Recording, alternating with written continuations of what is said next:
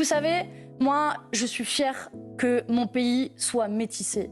Je suis fière que dans notre pays, on ait un Français sur 4 qui a des grands-parents qui ne sont pas nés en France. Notre pays est mélangé, notre pays est métissé. D'ailleurs que les Français touchent ce problème aujourd'hui. L'unité républicaine, c'est précisément ça. C'est qu'on ne regarde pas votre origine, on ne regarde pas votre religion, on ne regarde pas votre couleur de peau. Notre pays, la France... Mais qui parle de ça, là? On parle de submersion migratoire. Mais justement... Qui a parlé de submersion raciale? Moi, je vous parle pas, je vous dis à l'instant qu'il n'y a pas de submersion migratoire, que tout ça, c'est un espèce de totem qui est saisi pour faire peur aux gens. Pour faire quoi?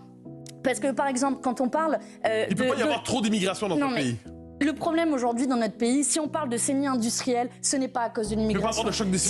Si l'on parle des salaires qui n'augmentent pas, c'est pas à cause de l'immigration. Et je ne vous laisserai pas dire. Vous me laisserez dire ce que je veux, si je peux me permettre. Vous dites bien ce que vous voulez de votre côté. Eh bien, moi, je conteste ce fait-là. Et il y a un choc des cultures. Ça n'existe pas pour vous aujourd'hui, ça? Mais c'est quoi ce choc des cultures? Par exemple, le choc révélé par le choc entre l'islam et le monde occidental. Et plus particulièrement... on y arrive, on y arrive. Quelle surprise! On y arrive, il fallait parler de l'islam.